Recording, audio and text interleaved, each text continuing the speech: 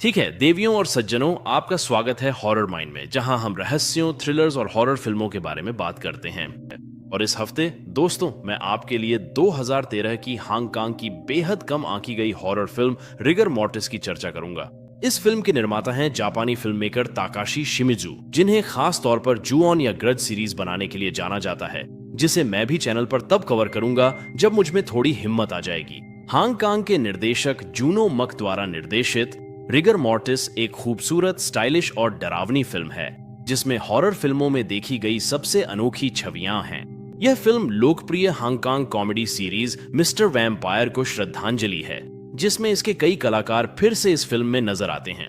Rigour mortis शोक, अवसाद और अकेलेपन जैसे विषयों को गहराई से छूती है, जो इसे एक भावनात्मक यात्रा बना देती है। मैं फिल्म में घटित होने वाली घटनाओं की चर्चा करूंगा और उस अंत को समझाऊंगा जिसने मुझे सोचने पर मजबूर कर दिया कि आखिर हुआ क्या था।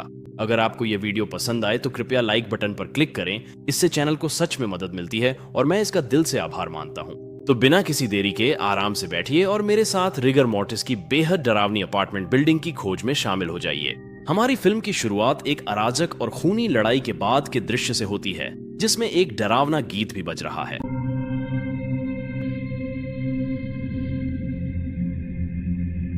हम अपने मुख्य किरदार से मिलते हैं, जिसे चिन स्यूहो ने निभाया है, जो खुद का एक काल्पनिक संस्करण है और मैं उसे चिन कहकर संबोधित करूंगा। चिन एक रिटायर्ड अभिनेता है जिसने अपनी शोहरत, दौलत और खुशियां खो दी हैं। लिफ्ट में सफेद बालों वाला एक छोटा लड़का जल्दी से अंदर आता है, जो किसी तरह की चटनी या शहद में लिपटा हुआ है। हम लिफ्ट के बाहर से आ रही जोर जोर की आवाजें सुनते हैं, जिससे लगता है कि शायद उस छोटे लड़के ने खाना चुराया है और भाग गया है। वह छोटा लड़का अपार्टमेंट परिसर में भागता है और एक पुराने घंटे को बजाता है, जो एक डोरी से लटका हुआ है। चिन अपने अपार्टमेंट नंबर 2442 पर पहुंचता है, जिसकी दरवाजे पर एक ताओइस्ट तावीज लटका हुआ है। तावीज आमतौर पर अच्छे भाग्य और राक्षसों या बुरी आत्माओं से सुरक्षा के लिए जाने जाते हैं।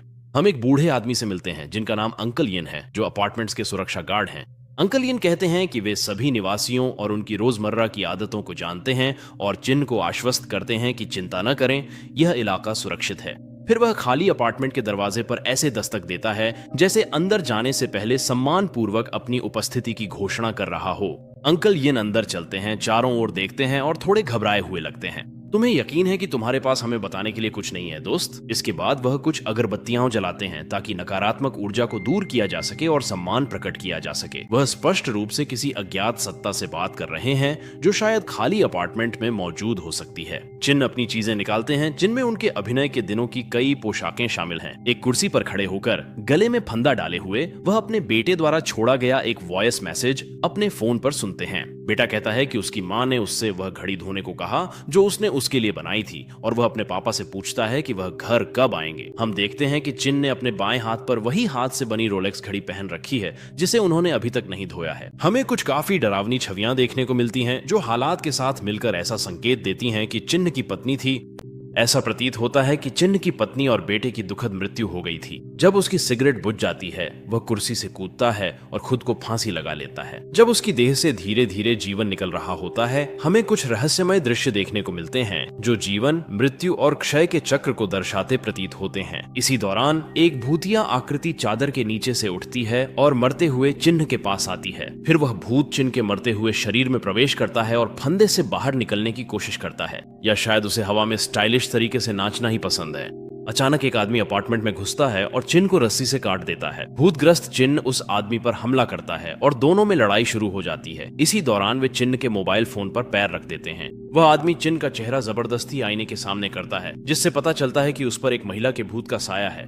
फिर वह चिन को दीवार पर फेंक देता है, जिससे ऐसा लगता है कि महिला की आत्मा बाहर निकल जाती है। चिन्ह जागता है और दर्जनों निवासियों को वहां जमा देखता है। वह काला कीचड़ उल्टी करता है, जो अक्सर शैतानी साय का संकेत होता है। नमस्ते दोस्तों, मैं आपका नया पड़ोसी हूँ। उस रात चिन्ह अपनी नाकाम खुदकुशी के बारे में सोचता है और फोन बंद होने से पहले उस पर खराब संदेश सुनता है। वह अपने दरवाजे पर कोई आवाज सुनता है और देखता है कि एक डरावनी महिला उसकी झिर्री से झांक रही है। वह दरवाजा खोलता है और देखता है कि वह महिला गलियारे में रखे भोजन के प्रसाद खा रही है। उस महिला का नाम फेंक है और वह पाक की माँ है, वही छोटा सफेद बालों वाला लड़का जिसे पहले देखा गया था। वे दोनों बेघर हैं और परिसर में घूमते रहते हैं और निवासियों द्वारा छोड़े गए भोजन के प्रसाद खाते हैं। वह अपार्टमेंट के अंदर एक नजर डालती है और छत से लटकी एक मरी हुई महिला की छवि देखती है।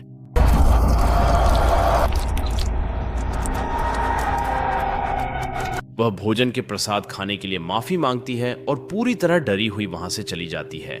इसके बाद हम औपचारिक रूप से याओ से मिलते हैं, वही आदमी जिसने पिछले दिन चेन की जान बचाई थी। याओ एक छोटा सा रेस्टोरेंट चलाते हैं और अपार्टमेंट के सभी निवासियों के लिए खाना बनाते हैं, यहाँ तक कि मृतकों के लिए भी। मुझे इस दृश्य की छवियां बेहद पसंद आईं। जिस तरह आंटी लाई की आत्मा सिगरेट के धुएं के पार हल्की सी दिखाई देती है, वह इस फिल्म के कई अनोखे और डरावने दृश्यों में से एक है।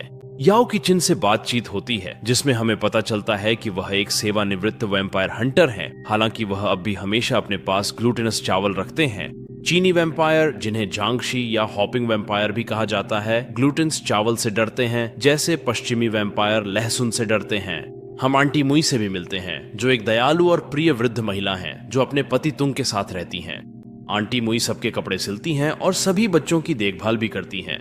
वह उनसे पूछती हैं कि क्या उन्होंने अपने अपार्टमेंट में कुछ अजीब देखा है, लेकिन वह बताते हैं कि वह अलौकिक चीजों में विश्वास नहीं करते। आंटी मुई अपने पति तुंग की मदद से अपने एक पड़ोसी के कपड़े ठीक करती हैं। तुंग की जुबान काफी लंबी है और उसे लगता है कि याओ उन्हें मुफ्त में खाना देकर मोटा बना रहा है, लेकिन वह इसे एक साजिश मानता है।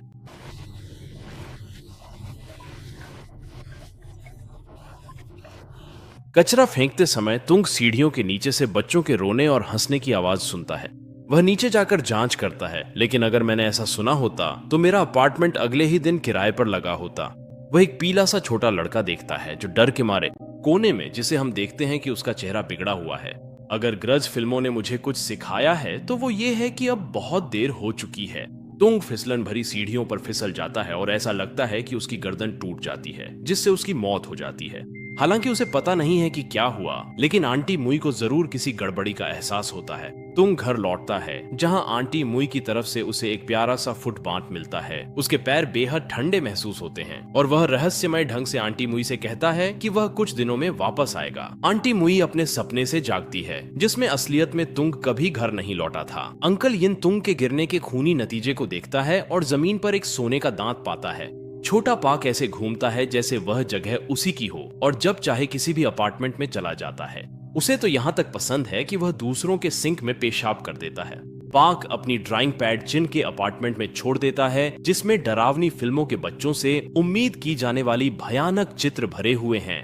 आंटी मुई तुंग को वापस जीवित करने की उम्मीद में एक तांत्रिक डॉक्टर गांव से संपर्क करती है। गांव स्पष्ट रूप से एक काले जादू का साधक है और एक काला अनुष्ठान करता है, जिसके बारे में वह कहता है कि यह तुंग को 7 दिनों में वापस जीवित कर देगा। वह तुंग के चेहरे पर सिक्कों से बनी एक मुखौटा रखता है और कहता है कि उसे इसे हटाना नहीं चाहिए। पवित्र हॉरर मूवी का नियम नंबर 5 कहता है कि तुम्हें ठीक वही करना चाहिए जो विषय विशेषज्ञ ने मना किया है। गांव तुंग को जीवित करने के एक और तरीके का संक्षिप्त उल्लेख करता है, लेकिन कहता है कि यह एकदम आखिरी उपाय है।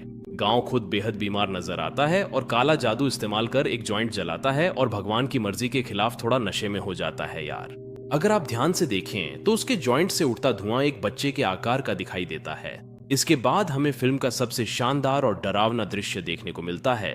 चिन गलियारे में फांग और पाक से मिलता है और अचानक फांग बहुत डर जाता है। 4 बड़े भूतिया आकृतियां जो छाते पकड़े हुए हैं उनकी ओर आती हैं और बेहद डरावनी लगती हैं।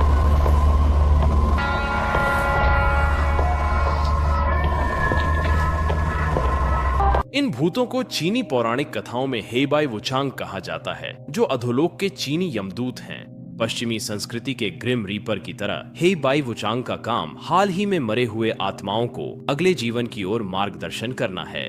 उनका एक और काम है उन भटकती आत्माओं का पीछा करना जो आगे बढ़ने में असमर्थ हैं या मना कर देती हैं।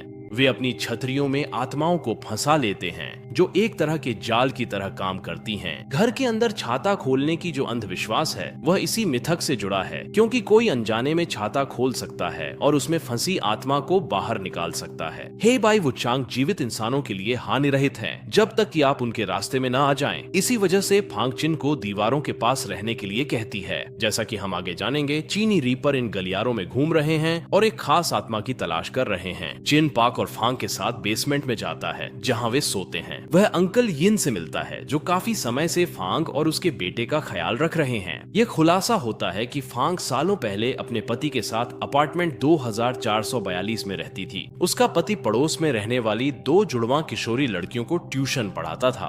फांग के पति ने एक जुड़वां बहन का बलात्कार किया। इस भाग में इतना ही। आगे की स्टोरी जानने के लिए सब्सक्राइब करें और कमेंट में लिखें कंटिन्यू।